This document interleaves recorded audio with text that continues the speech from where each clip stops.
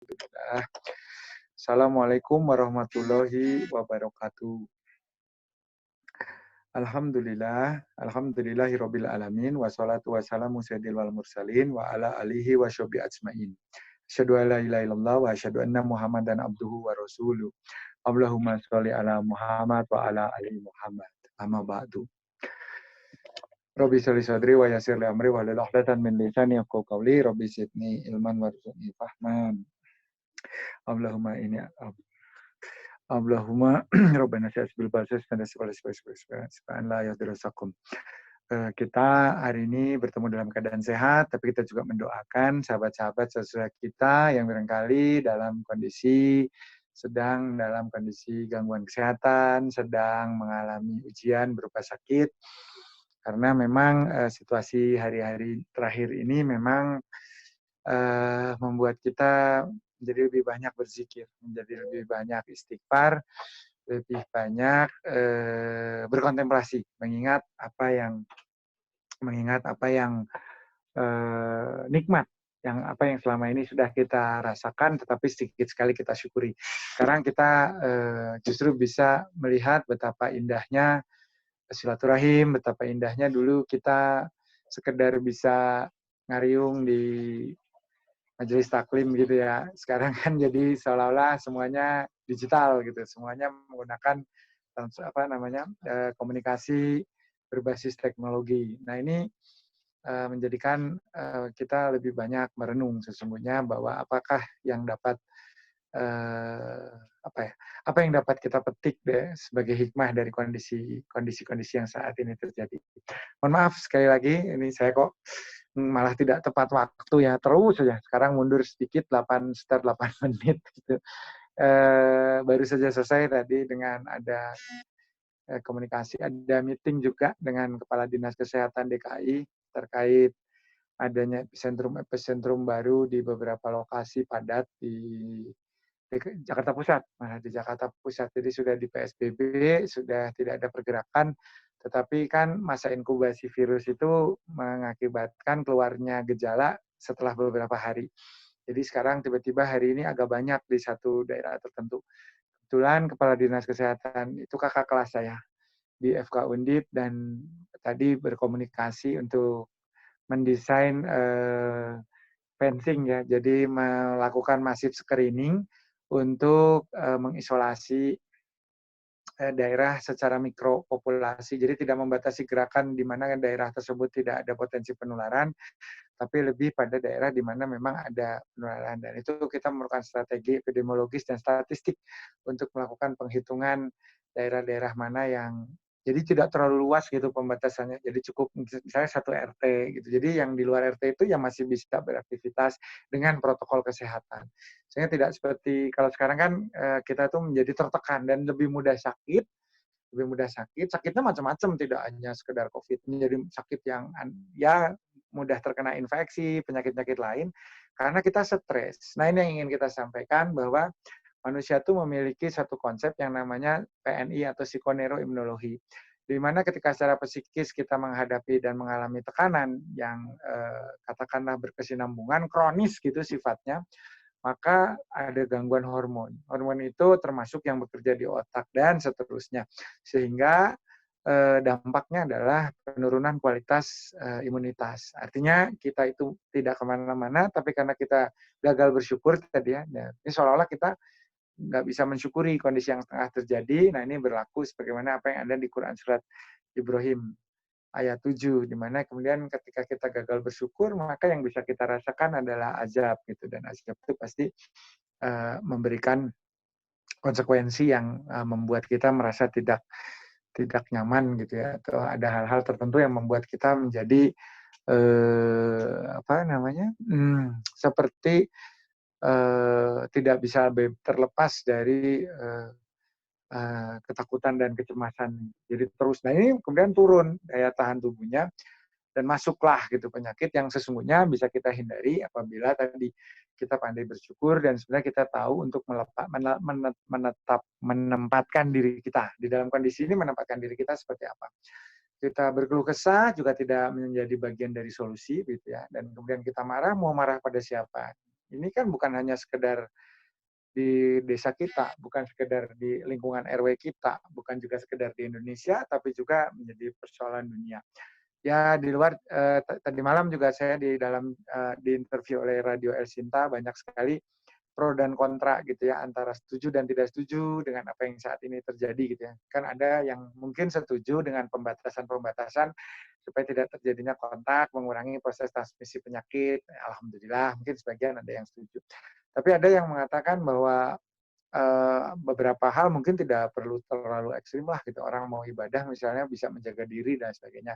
Bisa, nah itu kan pendapat ya. Saya juga tidak menghakimi karena masing-masing punya dasar yang baik, tetapi kita juga saya hanya mengembalikan silahkan dipikir berdasarkan data dan pengetahuan yang proporsional, jangan sampai nanti menimbulkan kemudaratan. Karena dalam persoalan wabah ini persoalannya bukan hanya kita, bagi sebagian teman-teman yang hadir di sini juga pada hari ini mungkin punya kemampuan untuk apa ya, katakanlah imun ataupun punya respon tubuh yang baik begitu. Tetapi kita bisa menjadi orang yang tidak tanpa gejala dan menjadi agen dari virus untuk menularkan ke sana kemari. Ya kalau yang ditularin adalah orang yang juga punya kapasitas seperti kita dalam pengertian tidak apa ya tidak rentan untuk tertular tetapi tidak beresiko tinggi, maka tidak apa-apa, mungkin bahkan bisa menjadi apa disebutnya tuh social shield atau benteng secara herd immunity. Tetapi kalau nanti yang kena adalah orang dengan komorbid, penyakit-penyakit yang memperberat, usia, dan juga gender yang kemudian akan menghasilkan kelompok orang sakit dengan gejala tertentu, maka terus terang kan kita bisa saja menjadi berdosa gitu karena membuat orang lain menderita, menzalimi orang lain. Tapi kita nggak persoalan itulah, itu hanya pengantar saja, maka saya agak terburu-buru ini tadi. Jadi sekarang itu dengan teknologi informasi, kita bekerja tuh malah 24 jam. Tadi pagi saya sudah mulai juga koordinasi dengan Wisma Atlet tuh, dengan Pangdam Jaya, dengan TNI juga sama dalam persoalan penanganan wabah, lalu dilanjutkan dengan kepala dinas, sebelumnya dengan Bio Farma, terus saja gitu ya. Dan sekarang kita ngaji dulu, nanti sore udah ditunggu juga gitu oleh ada kajian di analisis di pelayanan kesehatan. Nah, makanya kita ingin mengembalikan dulu lah pada proporsi pembicaraan kita hari ini. Itu sekedar intermezzo lah. Pengetahuan bahwa insya Allah ada berita baik, ada berita yang harus, ya artinya ada perkembangan, kita menuju tahapan-tahapan di mana kita mulai bisa mengurangi laju dari penularan. Nah, tetapi saya akan kembali pada topik utama kita, karena yang akan kita bicarakan di dalam pesantren peradaban ini kan tentang manusia, yang kemarin sudah dibacakan dengan sangat baik, karena tadi saya tidak sempat koordinasi, jadi tilawahnya belum ada, tapi tidak apa-apalah. Tapi intinya saya masih mau membahas yang kemarin ketika Ustadz Hamzah membacakan atau menyampaikan pada kita tentang Quran surat ke-76 dalam hal ini Al-Insan, dan pendek saja sebetulnya hanya dari ayat 1 sampai 3 di mana digambarkan di dalam ayat 1 tentang proses penciptaan manusia, tentang kemudian dilanjutkan pada tahapan berikutnya di yang ketiga itu adalah pada dasarnya kita itu sudah diberi petunjuk dalam pengertian kalau orang mau mengikuti petunjuk tersebut maka dia akan menemukan keselamatan dunia akhirat. Sementara tapi bagi sebagian besar lainnya, bagi sebagian lainnya memilih untuk menolak. Dalam bahasa Inggrisnya adalah denial, di dalam bahasa Arabnya ini yang disebut dengan kufur kafara gitu ya. Nah, ini maka apa namanya konotasinya adalah berkaitan erat dengan konsep kafir. Nah, seperti di Quran Surat Al-Alaq kemarin juga sudah dibahas, maka ini masuk dalam kategori di mana ada terminologi nasihatin kasibatin hotiah, di mana di ayat sebelumnya dikatakan ada orang-orang tertentu yang memang sudah tidak bisa mengambil keputusan secara bijak karena ubun-ubun. Nah, ubun-ubun ini sebagaimana kemarin sempat saya sampaikan di sini juga, adalah merupakan pusat terpenting, bukan terpenting karena semua bagian otak itu sama penting, merupakan pusat yang terlibat dan punya kapasitas untuk menentukan gitu berbagai keputusan di dalam hidup. Sementara kalau kita lihat manusia itu hidup itu fitrahnya, sunatullahnya itu adalah memilih. Jadi tidak ada tiap detik dalam kehidupan kita tidak terbebas dari konsep untuk memilih. Nah, ini yang perlu kita camkan dengan benar.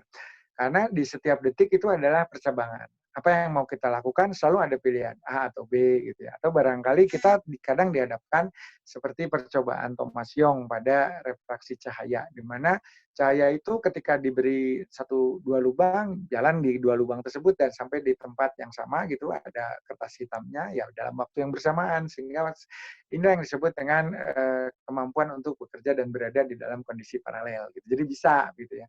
Sementara kalau dikasih lubangnya 6, ya keluarnya 6 dan itu dengan tidak merubah kecepatan, artinya sama sampai di 6 celah seperti itu. Nah ini percobaannya Thomas Young. Artinya apa? Kalau dilihat di sana, sebetulnya manusia itu kan mirip ya, artinya sebagai representasi juga dari aktivitas yang dilakukan oleh cahaya.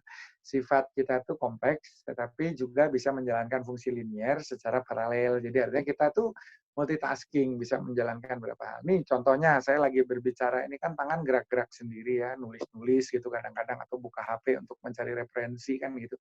Itu kan dilakukan sambil saya berbicara. Padahal ketika saya berbicara juga untuk sampai keluar serangkaian kata dan kalimat yang punya makna secara yang bisa menerjemahkan berbagai makna atau simbol semiotika dalam bentuk-bentuk semantik ya, dan kemudian agar mudah dimengerti ada kodifikasi tentang gramatika sehingga tidak terputar. Misalnya kan kita kalau berbicara dalam bahasa Inggris berbeda lagi.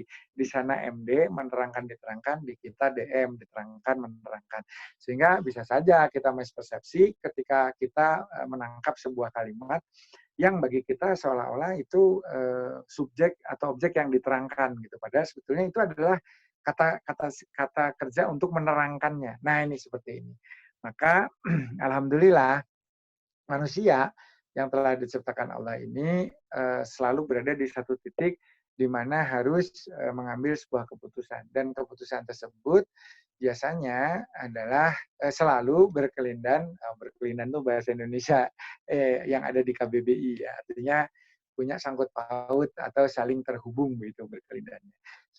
Keputusan manusia itu berkelindan dengan konsekuensi. Artinya kita bukannya multiple choice tanpa punishment untuk di minus gitu kalau jawaban salah. Kalau kita kan dulu sering mengatakan soal pilihan berganda, kalau kita nggak tahu jawab aja gitu. Kenapa? Siapa tahu dengan dengan keberuntungan probabilitasnya kan 50-50 kalau misalnya soalnya sampai E gitu, sampai D gitu, A, B, C, D gitu. Ya paling kan kalau kalau ini kelompok yang jawaban benar dan jawaban salah tuh 50-50 gitu. Nah, seperti hidup kita yang sesungguhnya juga probabilitasnya tetap 50-50. Nah, dilihat dari sana, kalau kita tidak menjawab kan rugi karena sebetulnya dengan gambling menjawab berapa aja gitu di abjad apa saja kan tidak masalah gitu karena tidak diminus. Tetapi akan berbeda persoalan apabila ketika di dalam rule of the game itu ternyata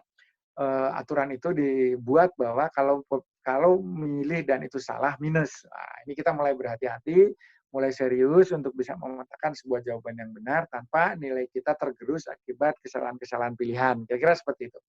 Nah, maka pada kesempatan sore kali ini, ya kan ini tadi mereview apa yang sudah kita bicarakan dari kemarin, betapa manusia itu adalah kompleks sistem, betapa manusia itu sebetulnya meskipun canggih, tetapi tetap tidak mengetahui nasibnya sendiri, gitu kan. Pak, kalau naik tadi misalkan pesawatnya Elon Musk yang menuju ke mencari planet-planet yang bisa dihuni oleh umat manusia, berarti itu kan sampai ke Mars, sampai kemana, itu kan notabene aman, karena yang namanya Elon Musk ini orang jenius katanya, pengagum dari Tesla. Iya, tetapi persoalan bukan hanya secara cerdas secara kognitif, tetapi juga kemampuan untuk kemudian mengaksepsi berbagai data yang ada di luar, mengolahnya sehingga menjadi pengetahuan yang bersifat utuh, bukan hanya pengetahuan yang bersifat teoritis. Yang selama ini kan terjadi, kita mempercayai sebuah teori, menelannya bulat-bulat, lalu kemudian mencoba mempraktekannya tanpa mengadaptasikan situasi dan kondisi yang terjadi. Nah, padahal teori itu sendiri bisa saja kan ternyata dibuat di satu wilayah, di satu tempat, di mana kondisinya sangat berbeda. Nah, ini yang ingin kita coba bahas pada kesempatan kali ini. Karena kalau di dalam poster yang sudah diterima, tentu kita sudah lihat bahwa yang pertama itu mengenal hakikat kemanusiaan, dan nantinya juga kita akan sampai pada new normal. Artinya bagaimana sih kita ke depannya harus menyikapi kondisi seperti ini, mau sampai kapan saya itu punya aktivitas semestinya buka warung, tetapi gagal total karena saat ini kan bisnis retail dan sebagainya mendapat pengetatan, termasuk juga pengiriman bahan dagangan ya yang diproduksi oleh industri-industri juga agak kesulitan gitu saat ini. Nah, maka kita harus mulai berpikir bahwa ternyata di balik setiap kesulitan itu senantiasa ada kemudahan. Nah, salah satunya adalah majelis keilmuan seperti ini, di mana kita punya cukup waktu untuk saling bertukar pikiran.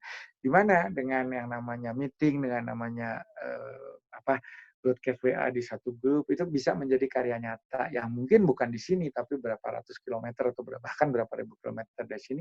Tapi ini menunjukkan bahwa tidak ada yang sia-sia, termasuk di dalam cara kita berkomunikasi. Karena kita tidak tahu apa yang menjadi rencana Allah terhadap diri kita. Mungkin ini pun bukan mungkin, ini pasti sudah merupakan rencana Allah bahwa adanya berbagai perubahan pada manusia, apakah ini menjadi lebih baik atau tidak lebih baik. Nanti kan kita lihat kalau ini kalau misalnya masih ada beberapa hal yang bersifat kurang baik, ini adalah sebuah ujian. Nah, maka kemarin kalau saya tidak salah, kita sudah sampai pada proses memetakan. Jadi yang namanya manusia itu mengapa kemudian bisa menjadi sebuah sistem cerdas, menghasilkan mesin jet, kan kemarin ceritanya gitu ya, menghasilkan banyak inovasi gitu ya, termasuk yang tadi sudah saya sebutkan, ada cikal bakal quantum teleportation, di mana orang bisa berpindah dari satu tempat ke tempat yang lain dengan melibatkan seluruh aspek baik dari materi, akliyah maupun baik dari jasadiah, akliyah ataupun aspek ruhiyahnya. Ini mungkin yang pada peradaban terdahulu seringkali disebutkan sebagai moksa gitu, ada proses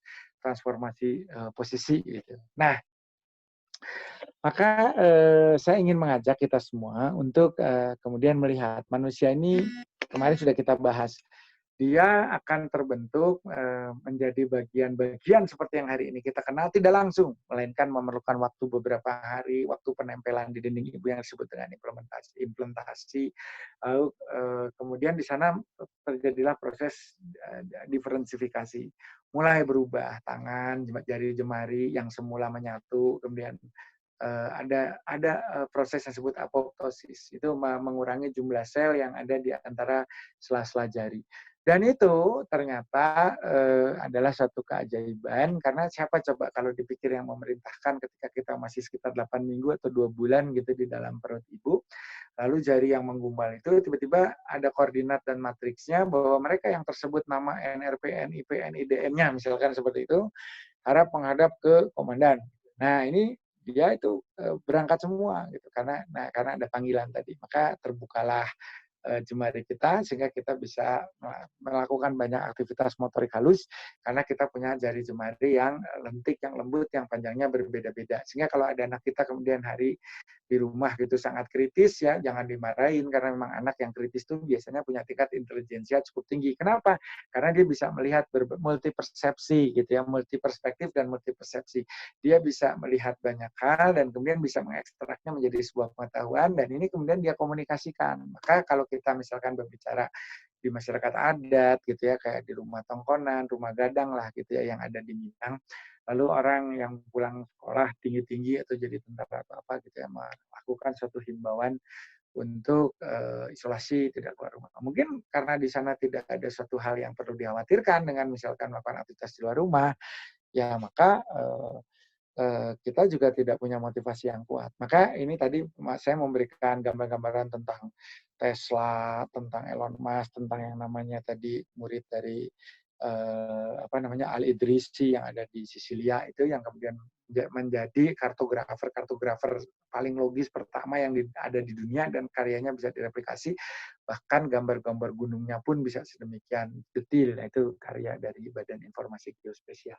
Nah, kita adalah kalau kita belajar tadi apaan pilot itu apa atau profesi apa tuh nggak ada hubungannya dengan ketauhidan. Nah, maka saya ingin berikan gambaran bahwa terbalik karena kan dalilnya adalah wa ma khalaqtul jinna wal insa illa liya'budun. Artinya kalau dilihat dari sana pada hakikatnya tugas utama kita itu adalah beribadah. Dan kalau misalkan ibadah itu ternyata berhubungan dengan sektor-sektor kesehatan, kesakitan, gitu kan, ya ini adalah bagian dari proses perjuangan dan ini memang wajar untuk kemudian kita lakukan secara bersama-sama. Banyak itu saya mendapatkan podcast gitu ya bahwa, tuh bagaimana nih posisi dari beberapa teman ya mereka tentu saja kita tempatkan secara proporsional kan tidak hanya garda depan tapi garda belakang juga luar biasa gitu orang yang membersihkan lingkungan orang yang mengedukasi mungkin tidak pernah lihat yang namanya pasien tetapi mampu memberikan edukasi dengan baik nah seperti itu contohnya nah kembali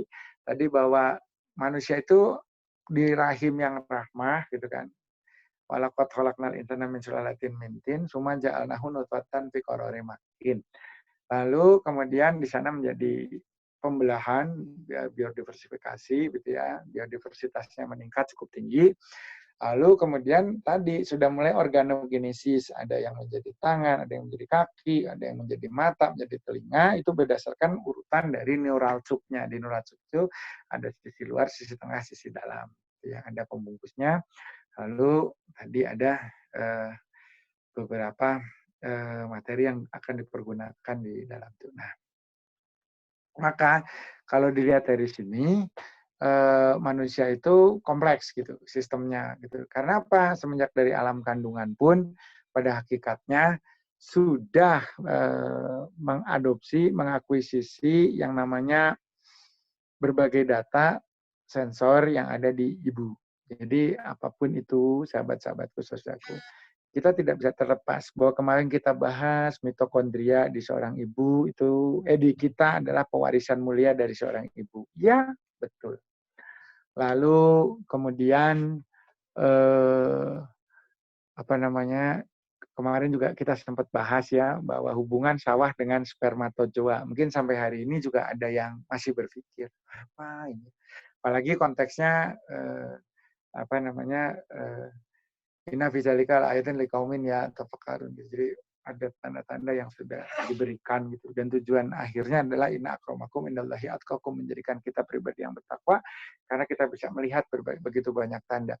Selama ini kan mungkin tanda-tanda itu banyak tetapi kita tidak menyadarinya. Nah, kenapa tadi saya sempat ulang lagi mereview kemarin tentang sawah dan spermatozoa? Karena dalam spermatozoa ada 300 juta dan yang mendapatkan kesempatan membuah itu hanya satu. Maka tentu saja ada kompetisi. Sama dalam pemenuhan kebutuhan pangan kan nggak sekedar nggak apa ya artinya tanpa ikhtiar doa kita juga faktor diijabahnya menjadi kita harus kontemplasi apa doa saya ini sudah akan dijabah tidak apa-apa karena pada dasarnya kan utuni astajib lakum bahwa pada hakikatnya orang minta apa saja boleh tetapi masalah dikabulkan atau tidak kan itu prerogatif Allah juga ya nah maka kadang saya juga melihat gitu bahwa dalam konteks apa sebetulnya yang kita bisa punya komunikasi dengan baik dengan zat yang menciptakan kita.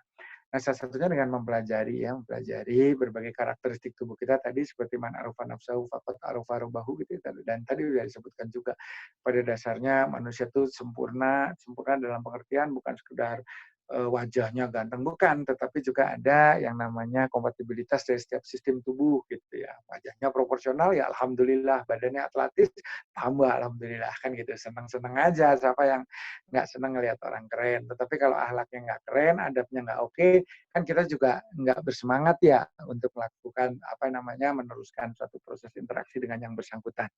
Nah, saya mohon izin gitu ya. Saya itu terbiasa berbicara cepat.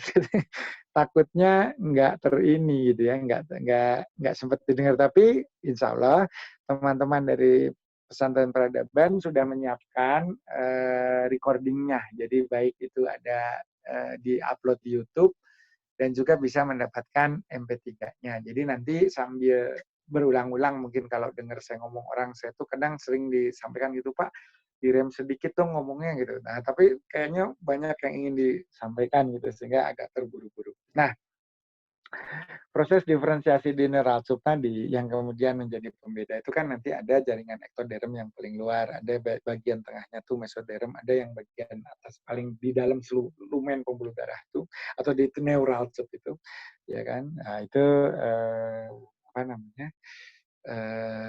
Dinamakan adalah endodermal atau lapisan endodermal.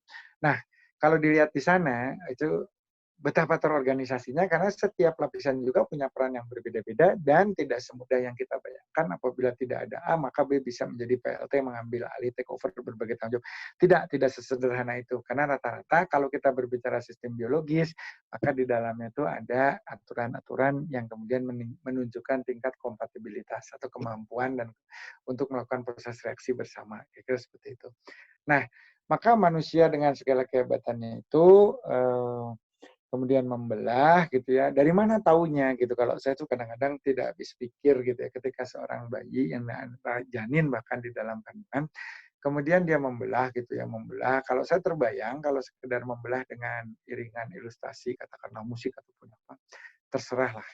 Yang terjadi adalah dua individu baru gitu ya. Bukan menjadi diferensiasi gitu, bukan kemudian ada mata, ada telinga, bukan, melainkan hanya mengganti individu baru. Nah, seperti itu. Nah, maka kelebihan dari pembelahan yang ada di alam rahim itu adalah semua kemudian tiba-tiba mendapatkan bentuk gitu yang sudah disempurnakan. Nah, ini maka aspek proporsionalnya masuklah kalau di sini. Kenapa? Karena kan sudah ada tadi tangan, kanan, kiri, sudah ada mata, dan lain sebagainya. Mohon izin kalau nanti ada beberapa istilah yang dianggap Pak, jangan terlalu kedokteran dong, misalnya. Boleh. Nanti kita juga akan berikan padanan kata yang cocok gitu untuk diterjemahkan dalam bahasa komunikasi keseharian. Ini saya masukkan juga sih buat saya. Karena saya acap kali itu kerap memandang lawan berbicara itu adalah orang-orang yang punya experience atau pengalaman dan pembelajaran sama dengan saya. Sehingga saya tidak apa ya istilahnya tidak mau lagi mengeluarkan effort untuk memberikan anotasi, tarjamah atau petunjuk enggak, ya udahlah dianggapnya ngerti. Inilah egosentrismenya manusia. Tetapi kita tadi juga sudah melihat di tingkat sel itu tidak terjadi. Artinya kalau kita berbicara di sel itu ya mereka kemudian punya mekanisme kemarin juga sudah saya jelaskan di forum ini kalau saya tidak salah ketika ada radang, ketika ada port entry, ketika ada luka terbuka maka otomatis sel-sel leukosit polimorfonuklear sebagai pasukan khusus akan mendekati kompi kewilayahan misalkan koramil untuk minta dibukakan jalan tapi setelah ini keluar harap ditutup serapat-rapatnya karena memang pembuluh darah tidak boleh sama sekali terkontaminasi oleh faktor yang datang dari luar. Kira-kira seperti itu. Ini kan bentuk-bentuk kolaborasi yang bisa kita lihat di dalam dunia makro. Tetapi di dalamnya juga terdapat begitu banyak kolaborasi dan substitusi, di mana ketika ada jaringan yang barangkali sedang bermasalah, bisa langsung terjadi proses bukan transaksi, tetapi interaksi untuk saling membantu. Kurang lebih seperti itu. Nah, pertanyaan-pertanyaan mendasar yang kemudian sering mengganggu kita, gitu ya. Mengapa kalau memang Allah menciptakan kita sempurna dan proporsional kan tadi laqad khalaqnal insana fi ahsani taqwim dan dalam beberapa ayat lainnya pun juga ditonjolkan bahwa ada kelebihan dari Homo sapien, kelebihan dari manusia sehingga tidak heran dan wajar saja ketika baru megang alat kemudian untuk memasangkan untuk melihat men-tracking bintang gitu ya. Masih dengan curiosity, dengan kegembiraan, dengan keinginan untuk mendapatkan pengetahuan menggebu-gebu seperti itu, gitu ya. Tiba-tiba terhenyak gitu dalam sebuah kenyataan, gitu ya, bahwa yang terpenting di dalam setiap aspek kehidupan tidak lekang oleh waktu, tidak rusak karena materi punya durasi atau life cycle, gitu ya, tidak merasa kehilangan dan sebagainya. Ini kan berarti kan surga banget, gitu ya. Nah itu kalau hitung-hitungannya teman-teman bukan persoalan tahun, tetapi berapa lamanya kualitas hidup kita akan bisa kita perbaiki supaya bisa mencapai jannah. Karena kan ternyata para penghuni surga juga pada dasarnya itu dinilai semenjak kita hadir di bumi tentu saja. Artinya perilaku-perilaku kita yang melekat secara psikologis akan muncul dan ini akan menjadi bahan atau bagian dari pertimbangan misalkan pada saat dihisab dan sebagainya. Kan kita nggak mungkin kan ketika sudah wafat terus masih tidak puas dengan kondisi lalu kemudian muncul dengan statement-statement yang menyakitkan. Nah ini yang barangkali sekarang karena aktivitas kemampuan berpikir manusia ini menjadi sangat luar biasa, maka banyak hal direplikasi, termasuk tadi penentuan pilihan dan sebagainya itu sudah bisa dibuat replikasi. Maka dari sini sebetulnya kita masuk pada fase berikutnya, di mana pada fase berikutnya yang namanya eh, manusia itu ya senantiasa kan berpindah fase gitu ya. Dia maturasi, dia kemudian mengalami pengalaman demi pengalaman di dalam kehidupan gitu kan. Dan pada saat itu eh, kita akan mulai menyadari bahwa pada hakikatnya kita ini adalah makhluk dinamis yang tidak pernah bisa berada di satu titik. Kita merasa di satu titik koordinat tidak berubah, tetapi seiring dengan waktu dunia di sekitar kita juga pasti berubah meskipun itu hanya satu detik. Dan kemudian tidak hanya itu saja, kita pun juga sudah berubah, kita bertambah tua meskipun itu hanya satu detik. Maka dari kemarin penekanan saya adalah pada Quran surat Al-Asr, ya kan? Wal asri innal insana lafi khusrin illal ladzina amanu wa amilus solihati wa tawassaw bil haqqi wa tawassaw bis sabr. Dan disitulah rentang kuasa, kemampuan kendali Allah yang digambarkan dalam kursinya kan. Allahu la ilaha illa huwal hayyul qayyum la ta'khuzuhu sinatun wa la naum lahu ma fis samawati wa ma fil ardh. Sedemikian detail digambarkan bahwa ternyata ada suatu rentang kendali yang luar biasa. Dan kemudian ini kalau kita kembalikan ke Quran surat Al-Insan dan juga beberapa ayat di bawahnya digambarkan bahwa sudah disediakan jalan, ada yang kemudian sesuai dengan petunjuk yang telah diberikan. Apa itu? Quran dan Rasul sebagai teladan, suri teladan, tetapi ada juga pilihan-pilihan yang kita mungkin tidak bisa memvalidasi dan tidak punya referensi. Nah, itu. Sehingga kalau kita lihat tadi, Pak Tauhid kemarin juga sempat dibahas. Sebenarnya kita sudah harus mulai beranjak pada topik berikutnya, tetapi justru saya ingin menekankan di sini, karena nanti dalam peradaban digital, apa yang saya sampaikan hari ini, itulah yang akan menjadi konteks dasar dalam melaksanakan proses-proses interaksi. Samalah hari ini pun orang sudah mulai bertanya, apakah memang ini yang kemarin saya bilang, ini bukan new normal, dulunya kita abnormal, sekarang kita justru menjadi normal. Kenapa? Karena dulu kan kita tertutupi dengan berbagai kenikmatan, sehingga tadi lupa untuk mensyukuri. Dan kehilangan proses, sehingga menjadi bagian dari kelompok orang-orang yang tidak sabar. Padahal kan jelas ya, innallaha ma'asobiri. Sama seperti yang namanya as-sholatu imaduddin, lalu kemudian ketika kita masuk di dalam konteks aksiologisnya, kan menjadi sholat itu adalah bagian dari upaya mencegah kekejian dan kemungkaran gitu ya kan.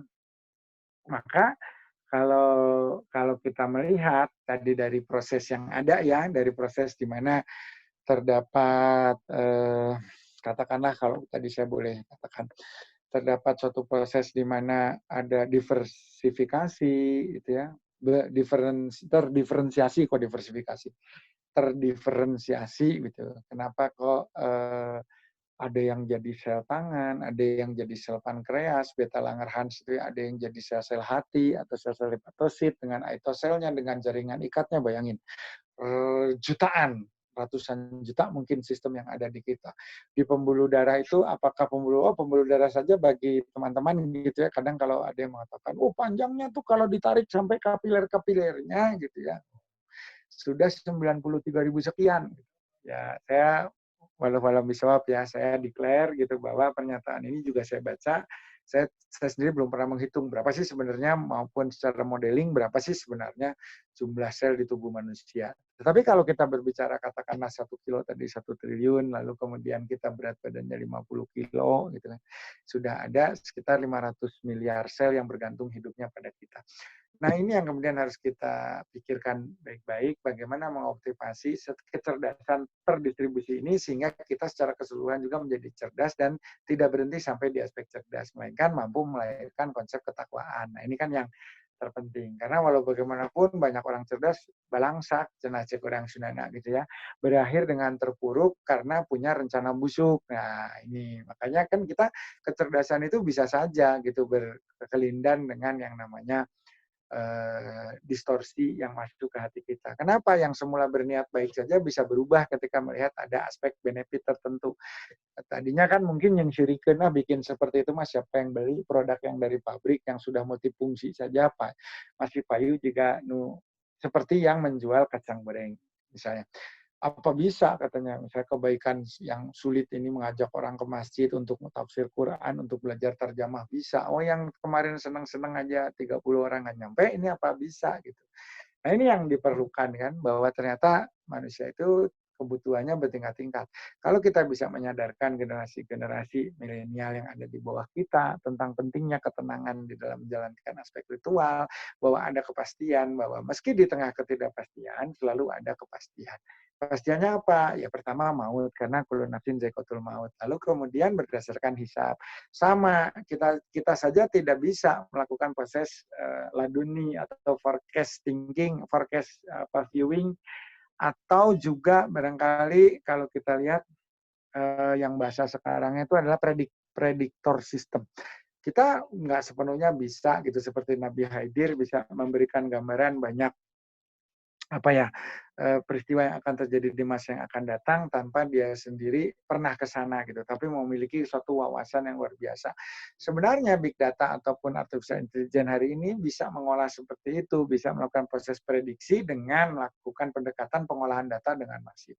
Nah ini yang makanya disebutkan ya bahwa tadi kursi kekuasaan Allah itu begitu luas dan kemudian di masing-masing subsistemnya itu sudah terdapat keteraturan dan keterencanaan sehingga kita bisa melihat tanda-tanda kehadiran Allah langsung. Misalkan kalau di tubuh kehadirannya di mana kecanggihan sistematiknya dan juga apa namanya dalil yang memang menyebutkan bahwa ketika kita mencari yang namanya Allah ya coba pertama tanda itu ada dan melekat pada diri kita gitu. Nah, kemudian yang kedua mungkin kita bisa mendapatkan proyeksi dari orang-orang di sekitar kita tentang apa yang sesungguhnya terjadi pada kita. Kan kita nggak mungkin ya merasa sudah mendapatkan hidayah karena baik pada orang lain maka saya itu pasti termasuk golongan orang beramal soleh. Lalu nanti di masa kubur dilapangkan, dimudahkan, diringankan siksa kuburnya. Lalu kemudian nanti ketika masuk ke hisab di akhirat seolah-olah privilege gitu ya, kita tidak punya salah. Ternyata yang nilai puntennya paling tinggi mungkin adalah pekerja sektor informal yang ketika melakukan sesuatu, ketika ngaji, ketika tadarus, ketika melakukan murojaah itu semata-mata karena lillahi ta'ala, karena semata-mata ingin mendekatkan diri, memperkenalkan konsep cinta pada Allah, bukan sekedar untuk mendapatkan prestasi di tempat pekerjaan. Nah ini kan kadang terdistorsi. Sementara yang tadi ingin mencari prestasi di tempat pekerjaan pun tidak salah, karena pada hakikatnya kan mama khalaqul jinna wal insan illa liya'budun, yang namanya pekerjaan bisa juga kalau diniatkan ibadah, saya mengerjakan ini lillahi ta'ala, semata untuk memberi kemajuan bagi umat. Ini yang bisa saya lakukan. Saya suka bikin video, saya suka bermotret. Nanti saya ada teman yang barangkali lebih mengerti dalam konteks konten, silakan berbicara. Nah ini yang sebetulnya merupakan pola-pola interaksi yang mengakibatkan manusia itu bisa saling menguatkan. Sama, kalau kita berbicara sistem, kenapa ya di grup ini saya bertemu dengan ini, kenapa di grup itu bertemu dengan ini? Itu kayak logik matematika bisa, tetapi kalau matematika tidak bisa menjelaskan, karena ternyata ketemunya di pasar baru, ketemunya di stasiun kereta api, ini kan bukan berasal dari database apa-apa, melainkan sebuah proses yang disebut koinsidensi, tetapi memiliki data terstruktur yang bisa dijadikan bagian dari memori, kira-kira seperti itu. Nah, apakah hanya kita yang punya kemampuan seperti itu? Sebetulnya kan kalau dari cerita saya kemarin tidak, bahkan yang di level moluska saja yang disebut dengan Elysia chlorotica mampu melakukan proses adaptasi dengan mengakuisisi bagian dari alga supaya dia bisa tetap fotosintesa. Oh, itu kan contoh yang sangat ekstrim, cuman satu lagi, satu spesies. Emangnya nggak ada kalau kita harus adaptasi satu spesies tersebut saja kan nggak bisa mengekstrapolasikan, belum dapat merepresentasikan secara statistik meskipun menggunakan jumlah sampel kecil Slovin itu ya. Tapi belum kalau cuma ngambil sampel 2 orang, yaitu memang betul-betul kualitatif survei yang tidak memerlukan pengolahan data terlampau rumit. Nah, pertanyaannya tadi adalah apakah yang manusia yang sedang berkembang ini kemudian berkomunikasi ini ada contohnya gitu di alam semesta. Itu tadi saya menceritakan tentang peran probiotik, tentang peran beberapa bahan berpotensi obat gitu ya yang sudah masuk pada orang.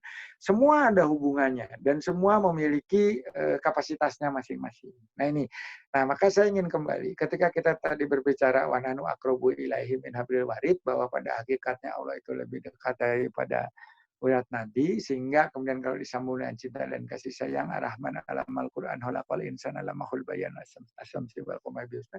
Lalu kemudian juga melihat konteks bahwa setiap ujian itu adalah bagian dari upaya untuk menguatkan, mencerdaskan, serta melatih kesabaran sehingga kita menjadi orang yang fasbir gitu ya. Sabar itu bisa saja bisa dibaca dalam bentuk yang berbeda dengan fasbir, orang yang punya kesabaran. Nah itu maka kalau kita melihat dari aspek tersebut, maka pada hakikatnya kita akan menjadi manusia yang bersifat evolving, terus bertumbuh. Karena manusia ini diminta belajar supaya terus bertumbuh. Dan ada kristalisasi pengetahuan. Memang nanti sebagian dari memori seiring dengan kita degenerasi, pertambahan usia, sel-selnya sudah mulai pensiun, sudah masuki fase MPP gitu ya. Tetapi kita akan semakin tajam di dalam analisa. Maka kalau kita melihat seorang pemimpin, itu helikopter view-nya itu hanya mengambil beberapa ikon yang sudah ada database-nya di dalam pikirannya, lalu kemudian mengelaborasinya menjadi saran dan pertanyaan yang sangat relevan. Kan kira-kira seperti itu. Kalau kita bisa lihat di sini. Ini yang menunjukkan bahwa ketika seseorang bertambah usia, ketika seseorang mengalami kristalisasi pengetahuan, ketika itu pula lah pada hakikatnya seorang manusia itu meningkat secara general kualitas hidupnya sebagai makhluk Allah.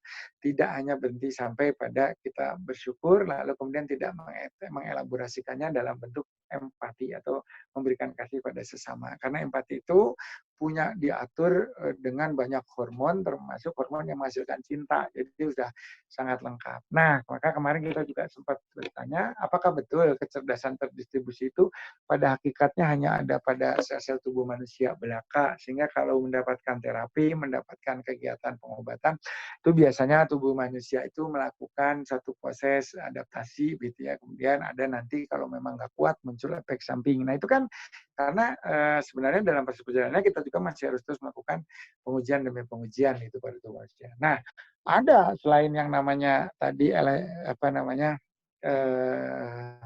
Elysia chlorotica gitu. Karena juga sekarang kira-kira 1-2 bulan yang lalu, 2 bulan lah mungkin, itu ada organisme sel tunggal cukup besar yang sekarang disimpan di Paris Museum gitu, bahkan bisa dinaikin orang dengan skateboard gitu saking gedenya, tapi dia single cell. Jadi kebayang nggak sih kalau ada bakteri satu unit tapi gedenya segede globetrotter gitu. Jadi nggak nyampe lah. Tapi bentuknya seperti jelly gitu ke sana kemari. Dan itu adalah makhluk hidup. Dan itu kemudian juga mungkin di masa yang akan datang, ya ini juga revolusi dari hewan-hewan peliharaan yang semula ada di rumah, kucing dan sebagainya. Mungkin nanti sudah mulai ada bentuk-bentuk baru gitu ya. Nah, pertanyaannya adalah apakah kita saat ini sudah cukup mengenal diri kita sendiri. Nah, ini kan pertanyaan yang kalau kata Glenn Fredly jalan tak berujung gitu ya. Tidak akan menemukan pangkal dan akhir dari pertanyaan tentang siapa saya gitu. Who am I? Kan udah pernah sampai dibuat film juga nggak bisa menjelaskan apa itu sebenarnya who am I dan kenapa dialog atau narasi tersebut harus muncul gitu ya. Karena sebetulnya itu adalah merepresentasikan pertanyaan kita semua. Ada orang yang kemudian punya distorsi karena pernikahan, ada orang yang terdistorsi karena punya anak, ada yang punya fokus untuk mencapai satu tujuan di tempat karir dan lain sebagainya. Nah ini kalau kita lihat di sana, maka kompleksitas inilah yang semestinya harus kita elaborasi sehingga kita bisa mendapatkan gambaran tentang manusia seutuhnya. Kalau tadi digambarkan ya betapa manusia itu kerap mengambil sebuah keputusan karena tidak punya pengetahuan terhadap masa yang akan datang, sekarang ini bisa dibantu. Artinya kita kalau merencanakan 2-3 langkah ke depan, gitu, tentu kita juga sekaligus sudah merencanakan resiko yang akan kita alami. Bukankah begitu? Kalau kita berbicara tentang sebuah rencana, mengkontingensi plankan, melakukan suatu proses pendelegasian, tentu ada pertanyaan-pertanyaan strategis. Itu bagaimana kalau mogok di jalan, itu bagaimana kalau ada begal, itu bagaimana kalau ternyata salah alamat, itu bagaimana kalau drivernya lelah dan kecapean. Ini banyak sekali gitu pertanyaan-pertanyaan seperti itu. Tetapi kita dengan melakukan satu pengujian bahwa sebuah fungsi ini dapat berjalan baik dan kemudian yang terpenting adalah tadi la haula wala quwata illa billahil aliyil azim. Yang doa yang tadi sebutkan ud'uni astajib lakum. Enggak bisa doa yang lain-lain. Al-Fatihah cukup kok. Al-Fatihah itu kalau dibaca dalamannya luar biasa. Ya kan? Bismillahirrahmanirrahim. Alhamdulillahirabbil alamin. Arrahmanirrahim. Maliki yaumiddin. Iyyaka na'budu wa iyyaka nasta'in. Tuh, bayangin. runtutannya gitu ya, dengan menyebut nama Allah yang Maha Pengasih lagi Maha Penyayang. Itu kan kata kunci ya kan. Segala puji kita kembalikan bahwa ternyata kredit itu bukan punya manusia, melainkan pada zat yang sesungguhnya menitipkan pada kita. Terbukti ketika orang ternyata mengalami katakanlah penyakit berat, mengalami stroke, mengalami hal-hal yang tidak memungkinkan dirinya untuk berkomunikasi secara intens dengan sesama, gitu kan. Maka Allah memberikan tadi kemampuan lain yang bisa muncul sehingga kehidupannya terjamin, bisa main ini, bisa itu, bisa melakukan ini yang menggunakan apa ya namanya, tidak tidak menggunakan apa yang tidak dimiliki atau kelemahan yang melekat, tetapi memagnitudkan, menggelorakan gitu ya, menggelorakan yang namanya ini apa namanya semangat gitu untuk melakukan suatu proses optimasi. Jadi bukan yang jeleknya yang kita ulang-ulang terus-menerus.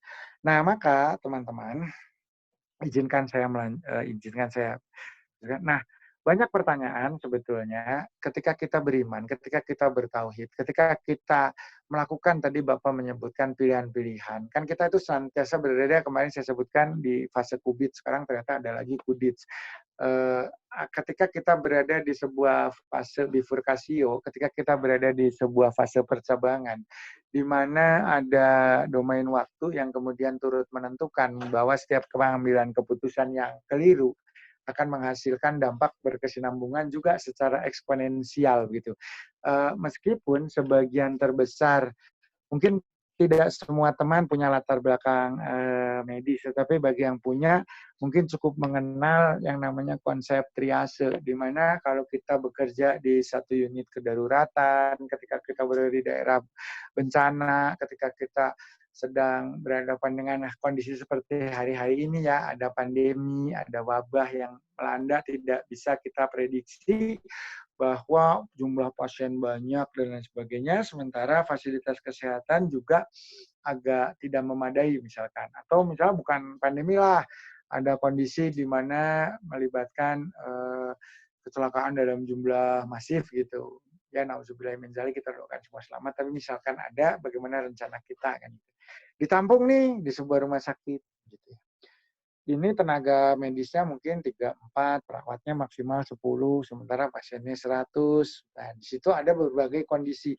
Lukanya teramat berat, sehingga barangkali sudah hilang kesadaran, ada yang luka berat tapi masih sadar, ada yang luka menengah, sedang gitu ya, ada yang luka ringan gitu ya.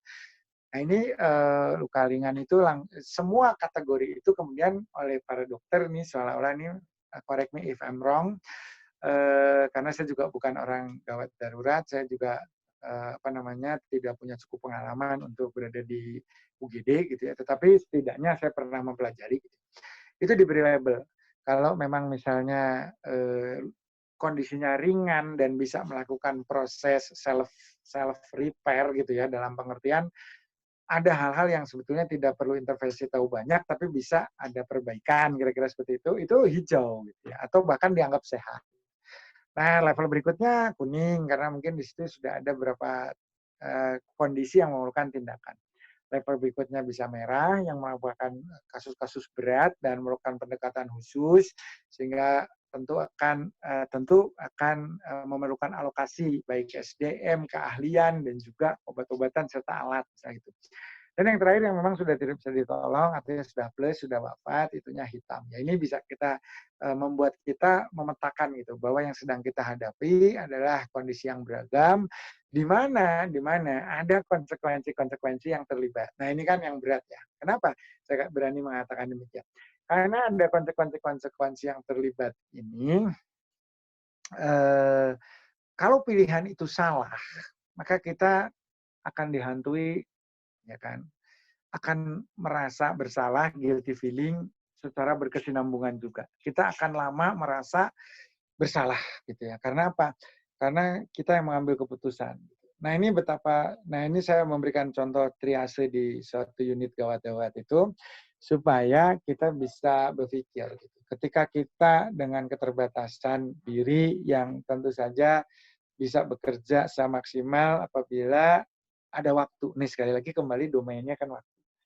kan tidak mungkin kan kita mengerjakan secara paralel gitu ya, merawat orang-orang yang mungkin tingkat penyakitnya atau apa tingkat kesulitannya berbeda-beda. Ada yang trauma terbuka perlu dijahit segala macam, ada yang benjol yang perlu evaluasi, yang perlu difoto untuk melihat apakah ada perdarahan intrakranial atau tidak gitu ya, ada subdural hematom atau tidak dan macam-macam. Ini maka mungkin terdengar kejam ketika kuning punya berpotensi jadi merah gitu ya dan merah berpotensi menjadi hitam gitu ya. Sementara kuning ini kita evaluasi punya kemungkinan untuk diselamatkan lebih baik ketimbang kita berjuang keras untuk merah. Gitu ya. Nah, maka akan ada pilihan-pilihan dilematis. Gitu. Apakah kita tetap menolong merah dengan harapan kuning punya kekuatan gitu untuk bertahan sampai saya selesai lalu saya kembali gitu. Konsekuensinya apa? Konsekuensinya adalah kita bisa loss kedua-duanya. Karena apa? Gambling kan, artinya yang tadi sudah parah untuk bisa kita tolong barangkali probabilitasnya. Kan kalau menurut saya tetap 50-50. Tetapi probabilitas dari aspek teknis mungkin sudah turun sampai di 30, kita mau bilang apa? Sementara kondisi kuning yang tadi termasuk memiliki gangguan berat tapi masih bisa dibantu gitu ya apa gejala gitu tapi apa berat tapi masih bisa dibantu misalnya menjadi tidak menjadi tidak terkendali karena di dalam masalah-masalah tertentu misalkan terkait dengan kondisi cairan ya ada perdarahan atau tidak gitu ya ada penekanan pada organ tertentu, misalnya pada otak dan sebagainya, itu mainannya menit gitu. Tidak bisa kita kemudian secara paralel gitu berusaha menyelesaikan supaya win-win solution semuanya mendapatkan bagian dari amanah yang kita emban. Nggak bisa. Jadi artinya ini tetap harus ada yang namanya sebuah pengambilan keputusan. Dan pengambilan keputusan itu kalau kita mau sesali, inilah mulai terbuka jurang kehidupan yang bersifat kontraproduktif. Ini yang mungkin saya belum beranjak ya dari ayatnya. Ini yang masih sangat terkait dengan Quran surat Ibrahim ayat 7 yang lain syakatum la azidanakum wala in kafatum inna azabi la syadid.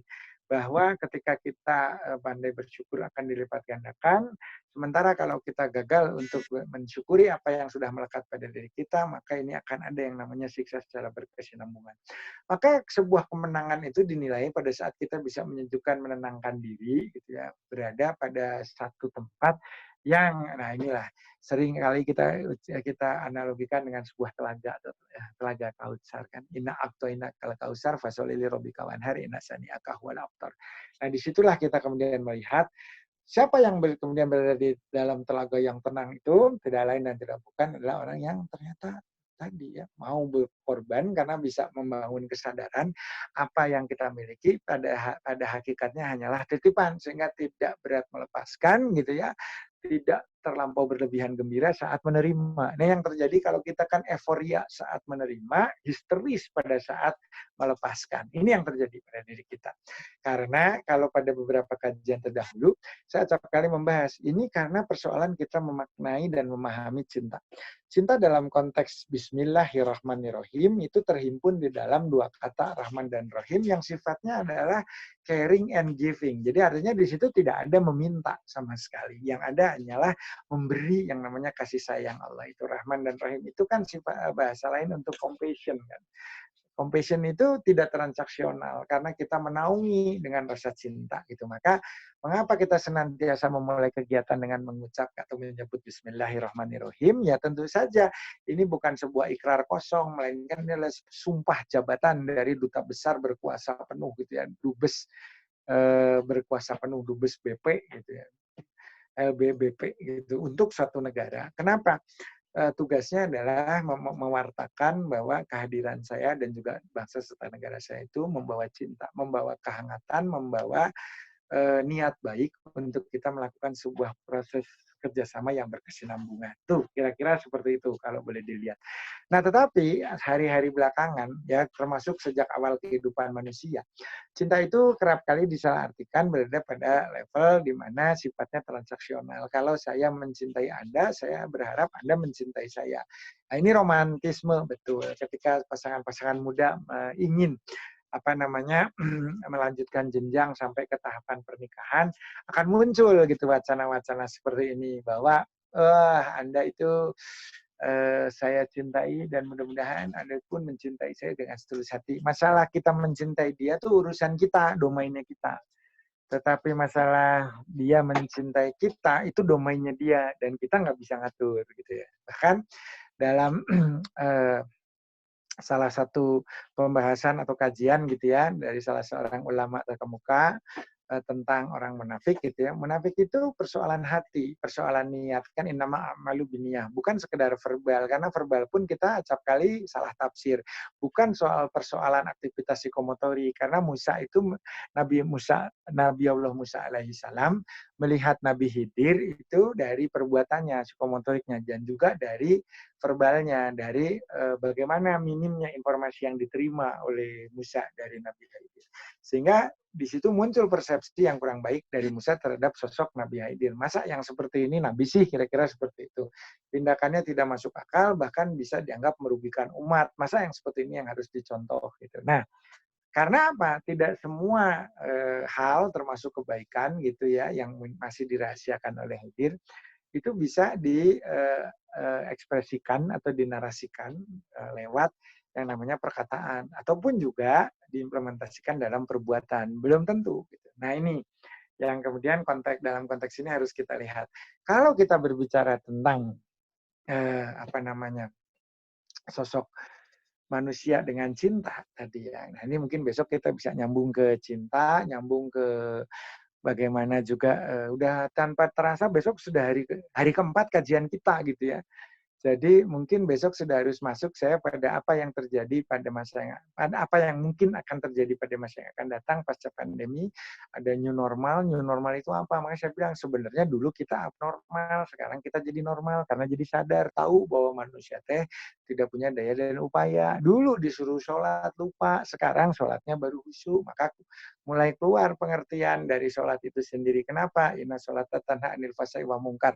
Nah kalau kita sudah berbicara inna sholat tanha anil fahsya'i wal munkar kan saatnya itu dan itu dimulai pada saat kita bisa mengendalikan diri dan menempatkan diri secara proporsi sehingga tadi tidak menjolimi dan mendurhakai serta menjadi orang yang keji pada diri sendiri serta pada orang lain. Nah kembali, maka pada cinta yang bersifat transaksional yang punya pengertian ingin memiliki gitu ya, kita sangat terbuka sekali kemungkinan untuk mengufuri hal-hal yang sebetulnya sudah dipinjamkan, sudah melekat pada kita, dan kita tidak punya kuasa untuk mengubah itu. Gitu. Sehingga meskipun Larry Page dan kawan-kawannya pendiri Google itu mau membuat sebuah perusahaan yang intinya adalah membuat orang tidak mati-mati, itu umurnya panjang tanpa batas, gitu ya, tetap saja gitu manusia pada hakikatnya tidak bisa menemukan kebahagiaan apabila tidak mengetahui kemana tujuan dan apa peran yang selama ini tengah dijalankan.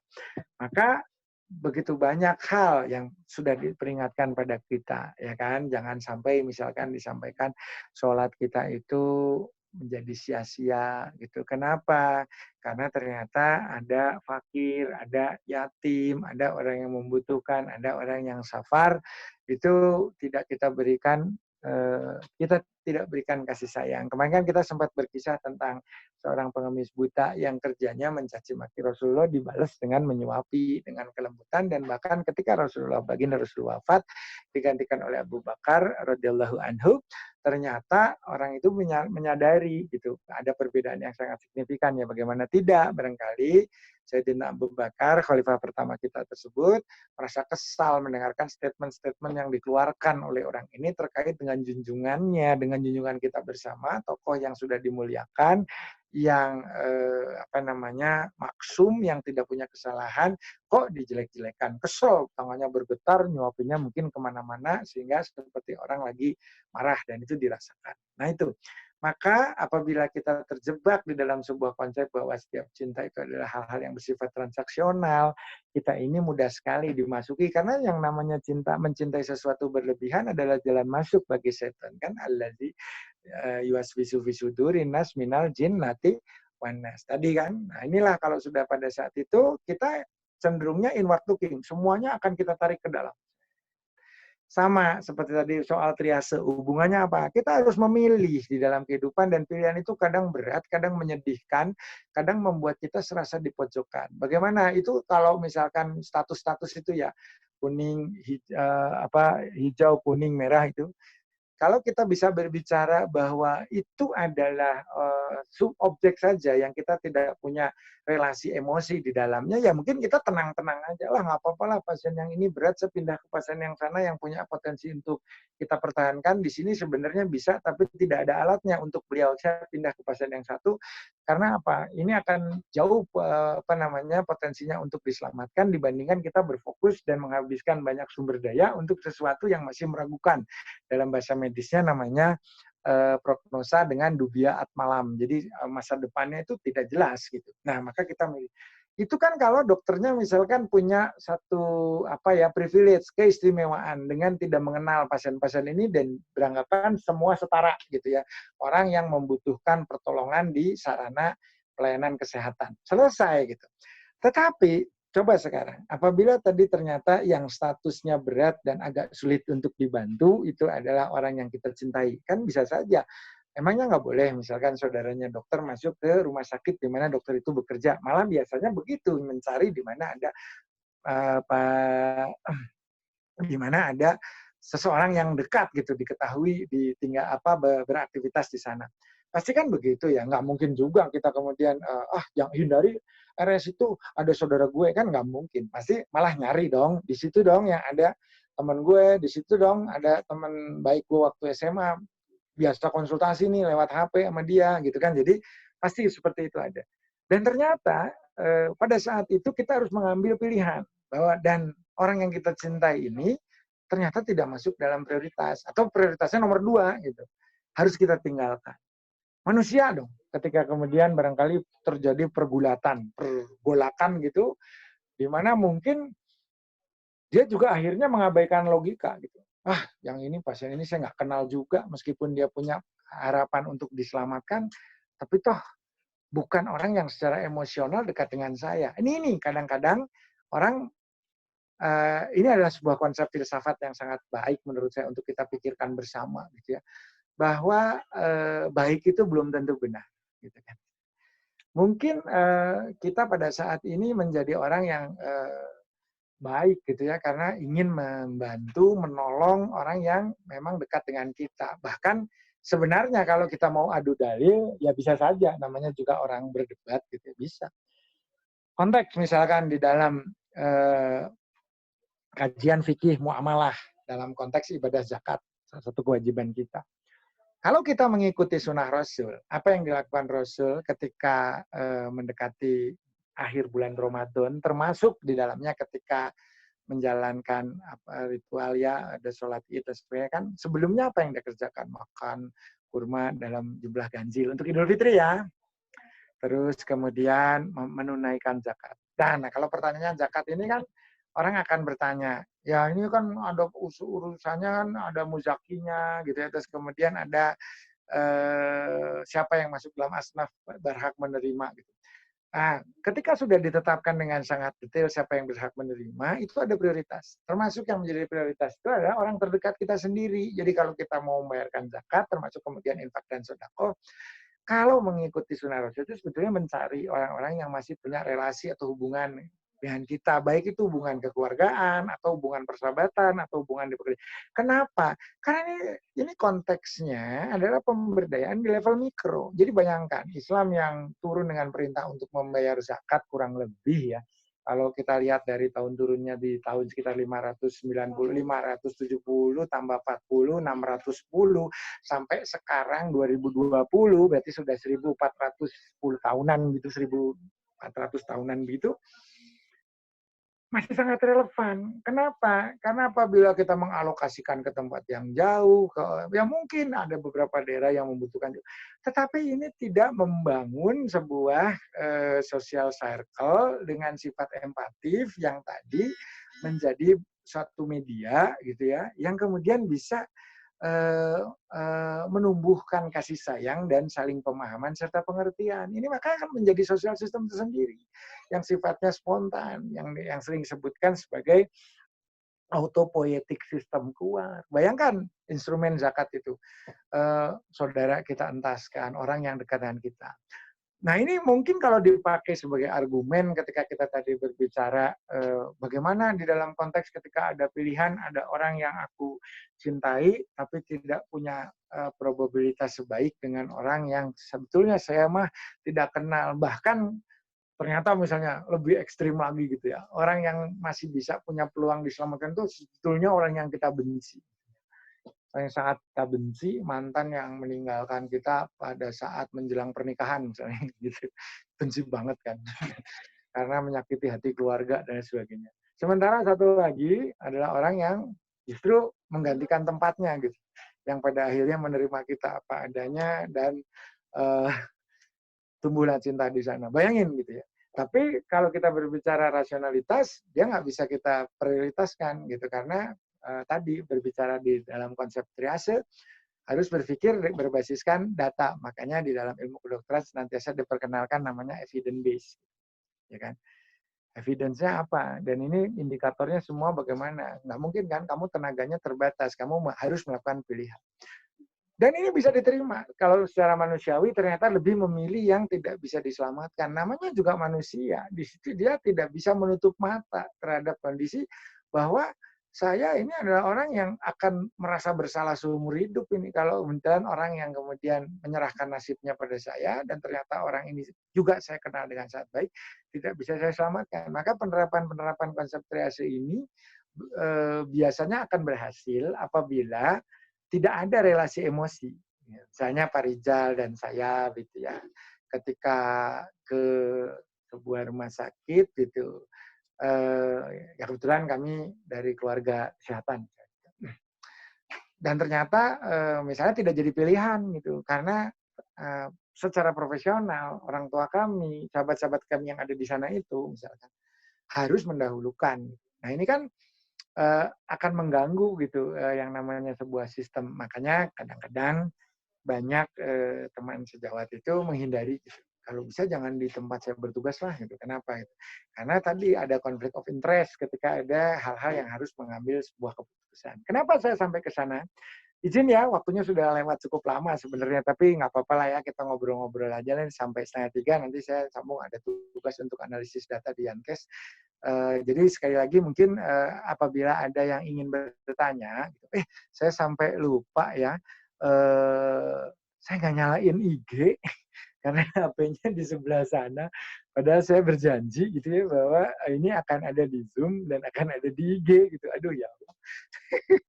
Ya nggak apa-apa lah, tinggal 10 menit juga. Jadi lebih baik kita optimasi apa yang sudah teman-teman yang sudah berkumpul di Zoom lah. Karena kalaupun nyambung di IG-nya kayaknya mereka apa ya lost in translate in apa namanya in translation ya nggak bisa terjemahkan lagi karena udah terlalu jauh. Nah maka tadi saya sampai pada mengajak kita melihat betapa manusia itu kompleks sistem ketika dia diciptakan dari suatu hal yang ya menurut kita mungkin sederhana ya yang kemarin kita angkat juga dalilnya itu yang walaqad khalaqnal insana min sulalatin min tin summa ja'alnahu nutfatan fi qararin makin.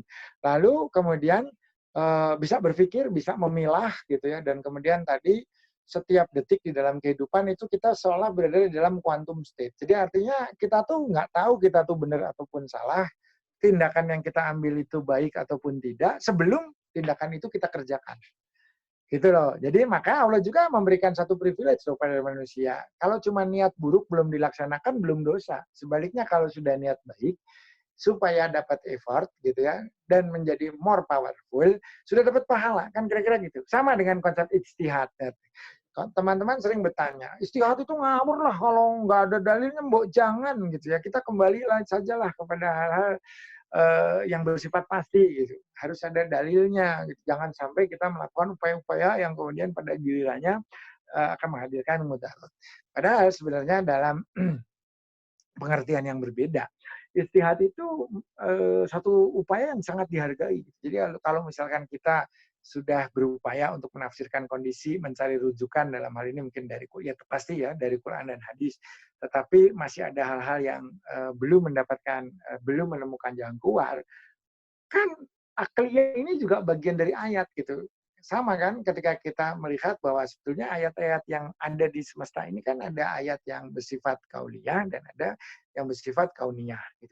Diri kita itu juga representasi dari ayat dan punya kemampuan untuk itu. Maka kalau kita lihat di Quran surat Ar-Rahman kan jelas ya, Ar-Rahman alam Al-Quran khalaqal insan alam mahluk bayan. Artinya khalaqal insan itu setelah yang namanya ada Quran, ada tanda gitu. Termasuk tanda-tanda itu bisa kita ekstraksi dan kita internalisasi. Artinya kita bisa melakukan suatu upaya untuk memilah mana yang baik dan benar karena kita sudah diberi kemampuan analisis. Ya, ini kan yang berbedanya otak manusia itu karena tadi disebutkan punya bagian-bagian di daerah prefrontal, punya bagian di daerah orbitofrontal yang intinya kemarin sudah kita bahas. Melakukan proses verifikasi, melakukan proses validasi, melakukan proses valuasi dan pada akhirnya gitu ya memberikan perintah untuk melakukan satu proses untuk membangun satu konsep rencana aksi dan akhirnya diikuti dengan eksekusi. Ya kan? Direncanakan dulu apa yang harus kita respon gitu. Lalu kemudian kita mengeksekusi. Banyak orang bertanya, barangkali Pak Ano juga bertanya, Pak Tauhid, di dalam konsep manajemen itu kan ada delta T ya, domain waktu. Orang sih mungkin bisa bijak ya, berpikir banyak, mengadopsi banyak model, banyak teori, banyak data gitu. Tapi kan, dan keluarnya memang akan menjadi satu policy yang begitu baik, bisa mengakomodir begitu banyak kebutuhan, bisa mengakomodir begitu banyak kepentingan, sehingga banyak, everybody happy, kira-kira seperti itu. Harapannya. Tetapi kan kenyataannya ternyata waktu itu menentukan. Keputusannya itu baik, tetapi di-deliver pada saat yang sudah kadaluarsa, ya akhirnya nggak jadi apa-apa kan. Sementara di satu sisi, terkadang kita itu mengambil sebuah keputusan tergesa-gesa. Samalah di sini ada Bu Ella, di sini ada Bu Eva, di sini ada banyak teman, saya belum lihat semua nih. Ada Kak Hamzah, ada Teh Iko, ada Mas Hari, ada Mbak Win, ada Sandy, ya, ada ternyata hari ini banyak banget, ada Alwin, ada Anissa Fitria, ada Kang Abi, ada Andel.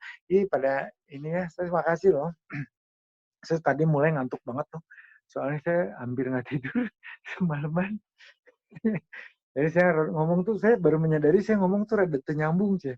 Dari ngaclok A, ngaclok B, ngaclok C gitu. Saya sekarang udah agak segar menjelang asar, baru bisa agak fokus nih gitu ya. Dan nggak apa-apa, itulah challenge bagi saya. Mudah-mudahan teman-teman memaklumi ya. Jadi kalau jam-jam segini saya rada error gitu, itu karena semalaman itu tidak kadang 2-3 jam kalau hari-hari belakangan ini terutama ya istirahat, apalagi kita kan itikaf ya, jadi mudah-mudahan kita bisa mengoptimalkan saja, kemudian kita niatkan saja semuanya. Tadi kan innamal a'malu binniyat, semua ini menjadi niat. Nah, dan manusia itu di titik tadi ya kalau kembali cepat tapi salah gitu. Gimana gitu. Ya lama, salah juga. Kenapa? Karena sudah tidak sesuai dengan kebutuhan. Jadi kan sebuah keputusan yang bijak itu adalah tepat waktu, tepat sasaran gitu ya, dan tepat kebutuhan gitu. Artinya banyak orang yang ya tenanglah, kita ambil data dulu lah, kita lihat dulu lah. Kayak sekarang mungkin ribut ya bahwa ini ternyata kita nggak punya data yang valid bahwa siapa yang berhak menerima bansos gitu ya. Sebenarnya kalau kita mau menghimpun data dari yang paling objektif, misalnya dari dulu, pakai aja satu indikator. Data penerima zakat itu kan udah ada berpuluh-puluh tahun. Dan itu biasanya dari lingkungan mikro, karena DKM yang tahu, karena di situ amilnya yang ngerti. Sebenarnya loh kalau mau gitu ya. Kan itu kalaupun ada perubahan bahwa penerima zakat di tahun lalu sekarang sudah mandiri gitu kan, dan kemudian sudah punya usaha sehingga barangkali tidak perlu lagi mendapat penyaluran, itu kan akan ada update karena amil juga bekerja tidak hanya 1 tahun melainkan pada tahun berikutnya. Satu saja indikator gitu kalau kita mau menggunakan instrumen sosial yang tepat gitu. Kita sekarang tidak terkoneksi, padahal yang namanya instrumen ini tidak perlu membangun baru, tidak lagi misalkan menggerakkan yang menggunakan dana-dana besar gitu ya untuk membangun sistem IT yang rumit, untuk melakukan pendataan, untuk melakukan survei. Kan ini sudah existing. Ketika penerima zakat ini sudah ada tercatat di DKM masing-masing, asal DKM punya mekanisme untuk melaporkan dengan cara yang mudah, dibantu oleh teknologi informasi, selesai. Kan nggak usah pakai BPS, nggak usah pakai sekarang double data, Kemenkes punya, yang namanya Kemensos punya. Nah, seperti ini. Nah, ini artinya ketika kita mengambil sebuah keputusan tidak berdasarkan data yang valid, gitu ya, maka kemungkinan besar kita akan keliru, pilihan kita akan menjadi pilihan yang disesali. Tuh. Sama, dan ini adalah konsekuensi logis ketika kita gagal di dalam memverifikasi. Nah, verifikasi tadi perlu data objektif. Selain itu perlu apa? Ya perlu ilmu lah. Makanya ini nyambungin yang kemarin aja saya mah. Kalau perlu ilmu, kenapa? Karena kan dalilnya jelas kan, waladzina utul ilma darajah. Itu artinya ketika kita punya ilmu dan dilandasi oleh iman, derajat kita dinaikkan gitu. Nah, apa arti pentingnya? Ya untuk melakukan verifikasi, untuk melakukan yang namanya validasi dan juga valuasi dan juga validasi. Nilai dari suatu fenomena yang sedang kita hadapi itu apa? Karena kita ini khalifah loh, tujuannya wa ma arsalnaka illa rahmatan lil alamin, dan itu bukan kelompok orang yang diseru. Kita individu. Masing-masing kita tuh menjadi pemimpin gitu loh. Dan ini yang harus bisa kemudian mengambil sebuah tindakan-tindakan manajerial di dalam kehidupan yang tidak kecil, tidak mungkar tadi. Nyambung lagi ke inna salata tanha anil fahsya'i wal munkar. Menjadi fasbir, orang-orang yang punya dikaruniai kesabaran. Karena tadi innallaha ma'asubirin, orang yang sabar. Dan yang sabar itu seperti apa? Yang hatinya luas, tidak menyimpan begitu banyak penyesalan sehingga tidak cukup untuk rasa kesyukuran. Itu loh. Kalau kebanyakan nyesel, kapasitas storage kita itu nggak cukup. Maka doa Nabi Musa, daripada kita nyesel, daripada kita cemas dan takut, sementara dengan cemas dan takut juga tidak mengubah keadaan, sok yuk orang ngadua. Doanya apa? Robbi sholli sodri wa yassirli amri walul odatan min lisani yafqahu qawli. Dan pelajaran-pelajaran penting pada saat pengambilan keputusan itu ternyata keliru dari Delta T dan juga Bobot, itu juga dirasakan oleh siapa? Oleh Nabi Adam, oleh Nabi Yunus. Apa? Maka mereka juga ngadu. Rabbana zolamna anfusana wa ilam tafir lana wa tarhamna lanakunanna minal khosirin. Nabi Yunus juga ngadua, la ilaha illa anta sufanaka ini kuntum minaz zalimin rabahu animasani ya'buru wa anta arhamar rahimin.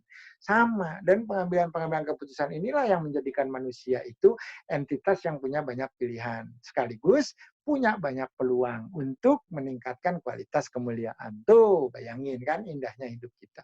Tapi kalau misalkan tadi ya kan menjadi orang yang alladzina hum sholatnya menjadi tidak berdaya guna gitu kan.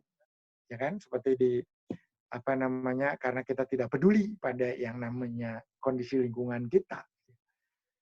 Ada orang miskin misalnya kita abaikan, ada satu kondisi di mana pilihan kita salah gitu, di mana kita memprioritaskan ibadah mahdoh yang dalam hal ini fardu, yang menurut fikih itu memang tiangnya agama, tapi dengan melupakan bahwa ada implikasi berupa ekses sosial yang tidak kita ikut atasi. Berarti kita masih belum memenuhi syarat untuk menjadikan sholat itu inna sholata tanha anil fahsya'i wal munkar.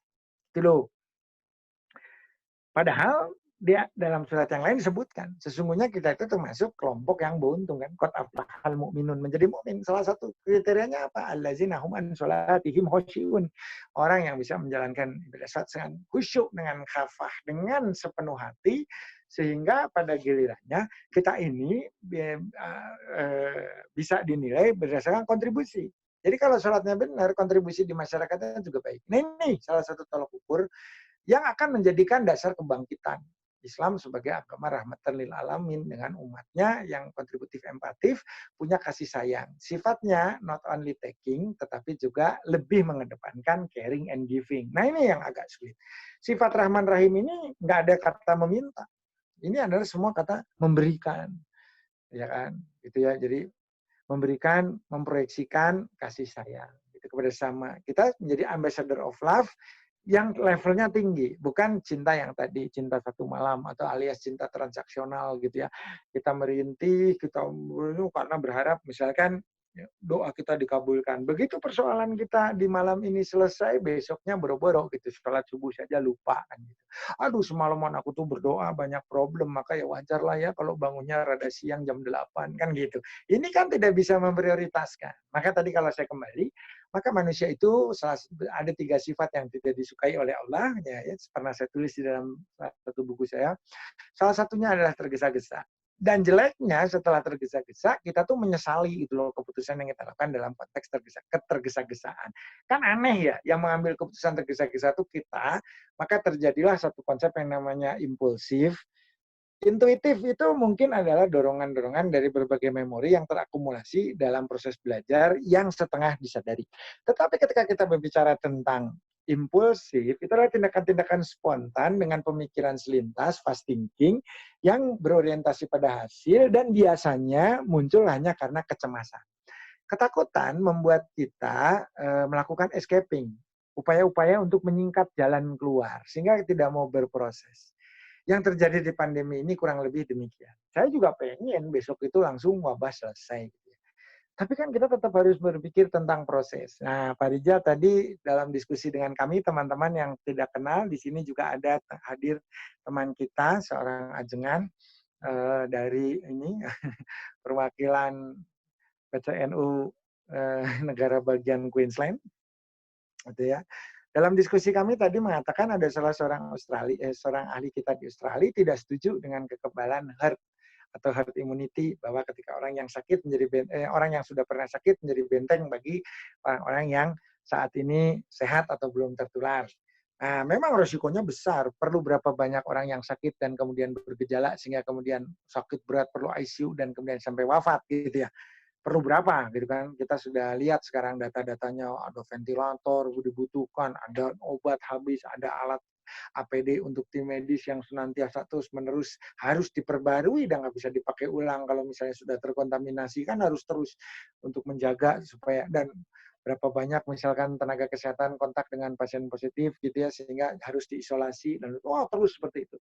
Nah, kondisi-kondisi seperti ini kadang membuat kita berpikir cari jalan yang cepat aja yuk gitu ya, supaya tidak menimbulkan ekses yang berkepanjangan. Saya sudah lelah, saya bosan. Di sini sebetulnya ujiannya.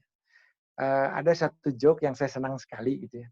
Di Indonesia ini kan kita kerap sekali membanding-bandingkan atau bahkan seolah-olah ada kompetisi gitu ya pada dua ormas besar gitu, ada NU, Muhammadiyah.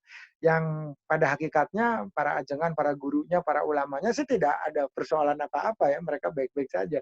Bahkan dicontohkan gitu Buya Hamka ketika mengimami Nahdiyin ya pakai kunut subuhnya dan sebaliknya gitu ya. Ajengan-ajengan besar NU seperti Kiai Haji Wahid Hasyim, Kiai Haji Hasyim Asy'ari itu ya sama, lihat audiensnya ketika melihat ada teman-teman Persis, teman-teman Muhammadiyah yang nggak pakai kunut. Gitu. Nah, ceritanya Gus Dur tuh ya, pada suatu hari di bulan Ramadan itu salah seorang ketua PP Muhammadiyah pada saat itu Pak AR kalau nggak salah, ya itu datang berkunjunglah ke pesantren NU gitu. Lalu dengan kehormatan tuan rumah ya, ditawarkan untuk menjadi imam sholat tarawih. Ya namanya juga tamu, ulama juga gitu ya, hanya beda organisasi. Tawarkan, Gus atau Pak Yai silahkan menjadi imam sholat tarawih.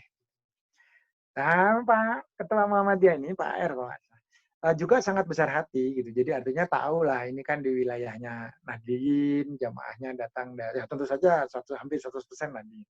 Menawarkan lah kepada jamaah ini bagaimana kita mau sholat berapa rakaat. Ya kan karena persoalan fundamental di kita tuh perbedaannya jumlah rakaat gitu kan. Mau 23 apa 11 kan. Ya tentu saja jamaah Nahdliyin tuh ya adalah rasa fanatik ataupun juga bukan fanatik sih ya, cinta lah ya, cinta gitu pada ya itu tadi, makanya saya bilang ketika cinta masih membutuhkan pembuktian kadang keluarnya seperti egoisme gitu kan, egosentrisme keluar. Ya nggak bisa Pak ya, inilah NU lah pakai cara 23 dong gitu. Ya, nggak masalah, dua-duanya juga benar, dua-duanya juga ada contohnya dari Rasul, bahkan sampai hari ini pun di Masjidil Haram hal seperti ini juga wajar saja terjadi. Mau ikut 11 selesai, kemudian witir lah, kemudian keluar bisa, mau sambung sampai 23 mah enggak ada masalah, enggak usah menjadi persoalan karena ini bukan khilafiyah yang menyangkut hal-hal yang bersifat prinsipil kan, kira-kira seperti itu. Nah, jadilah beliau imam. Dan 23 ya, oke 23. Dan beliau ini membacanya surat-surat panjang serta dengan ritme lambat sekali. Sehingga 4 rakaat, 2 rakaat, jadi 4 rakaat di depan saja, itu jamaahnya sudah mulai kelelahan gitu, sudah mulai aduh gitu ya. Sehingga pada akhirnya interupsi. Para jamaah itu katanya interupsi. Pak Yai, Sudahlah cara Muhammadiyah aja katanya gitu ya. Nah itu akhirnya 11 gitu ya, tidak lagi 23. Dan di situ Gus Dur menyampaikan gitu pada satu forum gitu. Bayangkan katanya itu kehebatan satu ketua Muhammadiyah eh, yang berhasil memuhammadiyahkan ribuan NU hanya dalam satu malam. Gitu. Karena terus tidak kuat sholat dengan bacaan yang panjang, semua minta tarawih dengan cara Muhammadiyah. Bayangkan katanya itu satu orang ketua kiai ketua Muhammadiyah bisa memuhammadiyahkan ribuan ladiin hanya dalam satu malam. Nah, ini hal-hal yang unik gitu. Ini lucu sekali kalau menurut saya dan logika tingkat tinggi gitu ya, di mana guyonnya Kiai itu level di situ gitu loh. Ya bukan bukan bukan dalam, mohon maaf ya, ini bukan de facto terus apa betul-betul mereka pindah, bukan, tetapi ini satu bercandaan tingkat tinggi yang menggunakan fungsi otak itu tidak hanya sekedar linier gitu loh. Nih, kalau yang impulsif, yang saya katakan impulsif itu kan tadi inginnya nyari selamat gitu. Kita pandemi pengen selesai besok, ada obat apa aja ditelan semua. Ini kejadian di India. Di India itu ada seorang dokter takut banget karena dia mengalami sendiri hari-harinya tuh harus menghadapi penderita COVID dan dia takut ketularan, takut macam-macam. Begitu dia ada gejala sedikit, itu semua obat yang dianjurkan untuk melawan COVID itu diminum. Dengan dosis itu mungkin bukan dosis normal, 2 kali lipatkan. Gitu. Pada akhirnya wafat. Karena apa? Keracunan obat. Karena obat-obat yang diberikan untuk protokol COVID kan juga bukan obat ringan. Itu diminum. Dan inilah yang kemudian sebetulnya ingin mencari cara cepat untuk menyelesaikan sebuah masalah secara impulsif, tetapi pada hakikatnya meninggalkan proses. Padahal Islam ini agama proses. Tolong diingat, Islam ini agama proses. Kalau bukan agama proses, ngapain sholat itu diulang 5 kali dalam sehari? Makanya inna sholata tanha anil fahsya'i wal munkar itu nggak mungkin kalau misalkan konsep sholatnya sendiri tidak kita aksepsi dan kita internalisasi sebagai tata nilai. Kenapa? Kok sebentar lagi kita juga asar lagi, padahal kemarin kan juga udah asar. Gitu. Doanya sama juga. Gitu. Ya kan? Doa di antara sujud sama, doa ketika ruku sama, ketika kita baca surat pendek kan perbedaannya hanya surat pendek yang dipilih gitu, tapi Al-Fatihahnya itu saja. Mau pakai bismillah dikeraskan, mau dengan bisik-bisik kan keluarnya tetap alhamdulillahirabbil alamin. Ar-Rahmanir-Rahim Malik Yaumiddin. Iya karena butuh iya karena nasta'in ihdina syiratal mustaqim. Sama dalam konteks ini ya. Nah inilah maka kalau kita berpikir pada hakikatnya proses ini mengapa beberapa mekanisme itu bersifat replikatif, karena sebetulnya Allah berkehendak bahwa kita itu membangun sebuah sistem berdasarkan proses yang dijalani, riyadhah, dan dinamikanya nanti akan semakin terlihat yang tadinya perbedaan dari satu sholat ke sholat yang sangat terpolarisasi ya, kita untuk khusyuk sulit, untuk bisa fokus konsentrasi kan makin lama kita sudah mulai bisa mengendalikan diri, mengerti arti pentingnya setiap ibadah yang kita lakukan dan kita kerjakan, sehingga terciptalah ya kan tatanan-tatanan baru yang membuat kita bisa memaknai ibadah tidak hanya sekedar di lapisan ritual, melainkan sudah sampai kepada lapisan pembentukan karakter dan lebih dalam lagi pada sebenarnya pada dasarnya kita sedang membangun suatu fondasi keimanan yang kokoh. Tuh kan kira-kira seperti itu.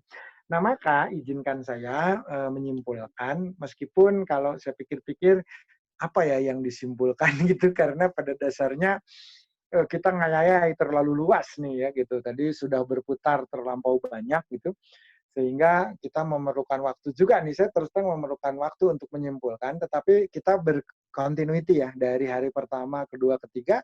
Bayangin, kita sudah 3 hari dan nggak habis-habisnya berbicara tentang manusia dengan kecerdasan yang terdistribusi, tentang ikronya, tentang konsep takwimnya, tentang konsep bahwa Allah menyertai dan senantiasa bersama kita dalam beberapa pengertian tentu saja yang tadi wanahnu aqrabu ilaihi min hablil warid, tentang kekuasaan Allah yang bahkan bisa digambarkan tadi lewat ayat kursi, tentang bagaimana ada kewajiban melekat pada kita untuk mengelaborasi isi kitab suci dan juga proses ritual di dalam beribadah sehingga kita bisa mendapatkan pemahaman holistik yang tentunya bersifat utuh seperti Al-Baqarah ayat pertama itu kan alif lam mim zalika dzalikal kitabu la raiba fihi hudal lil muttaqin allazina yu'minuna bil ghaibi wa yuqimuna sholata wa mimma razaqnahum yunfikun wallazina yu'minuna bima unzila ilaika wa ma unzila min qablik wa bil akhirati hum yuqinun ulaika ala huda min rabbihim wa ulaika humul muflihun. Bayangin. Sampai situ ya. Kita mengelaborasi. Besok itu PR. Karena saya besok akan bahas Al-Baqarah ayat 1 pertama sampai kemudian nanti dikombin dengan Al-Balad dan juga kemudian nanti saya akan masuk Yasin tentang bagaimana manusia itu kemudian disuguhkan oleh Allah tentang berbagai peran, tentang bagaimana alam itu dikembangkan, tentang bagaimana yang namanya dari sajarot itu pohon gitu yang hijau bisa menjadi sebuah energi, bagaimana yang namanya proses tadi nutfah, bagaimana. Nah, ini kan kita sambungkan ke Yasin. Termasuk sebetulnya juga berbagai penciptaan di alam seperti bagaimana gunung-gunung yang bergerak, bagaimana dari suatu yang padu ya Quran surat Al-Anbiya itu ya kan ayat 30 di mana kita bisa melihat proses penciptaan itu ternyata sinkron dengan apa yang menjadi pandangan astrofisikawan hari ini. Coba bayangkan. Padahal kalau kita lihat kan tidak ada perubahan teks apapun di dalam Quran, nggak ada. Tetapi selalu bisa relevan dengan perkembangan zaman. Diciptakan dari sesuatu yang padu dengan air, kemudian dijadikan kehidupan. Persis itu yang namanya dengan hipotesa yang sekarang. Justru ilmuwan sekarang hipotesa. Kenapa? Karena tidak bisa mundur di dalam ruang waktu. Hanya Allah yang kemudian punya kemampuan untuk menatap, untuk melihat semua yang terjadi di Lauh Mahfudz, karena dimensi waktu ini adalah sebetulnya dimensi yang di bawah kontrol Allah, sehingga kelihatan semua. Maka sekali lagi, manfaatkanlah waktu kita dengan baik, karena di 10 hari yang terakhir ini, insya Allah gitu ya, kita memohonkan pintu ampunan dari Allah Subhanahu wa Ta'ala dengan berserah hati, dengan berserah diri, dan kita berharap Allah akan mengubah kita dari semula pribadi yang banyak ingkar, pribadi yang banyak lalai, pribadi yang penuh dengan kemalasan, terutama ketika berbicara tentang kehidupan kita di masa yang akan datang gitu ya, kehidupan akhirat. Kan persiapan kita tuh persiapan duniawi aja, sementara akhiratnya kerap kita abaikan, kok seolah-olah malas di sana. Tentu tidak akan ada kesulitan bagi Allah, karena Allah lah yang bersifatnya muqallibal qulub sabit qalbi ala din gitu ya. Kalau kita ngadua seperti itu, insya Allah ya Allah ya Rob yang maha membolak-balikan hati, tolong mohon bantuanmu, hadapkanlah gitu hatiku hanya kepada hadiratmu, kan gitu ya. Ya muqallibal qulub sabit qalbi ala din. Rabbi a'udzubika min hamazati syaitin wa a'udzubika rabbi aidurun. Rabbana anzilna munzalan mubarakan wa anta khairul munzilin. Rabbana zalamna anfusana wa illam taghfir lana wa tarhamna lanakunanna minal khasirin. Rabbana atmim lana nurana wa ighfir lana innaka ala kulli syai'in qadir. Rabbana atina fid dunya hasanah wa fil akhirati hasanah wa qina azabannar.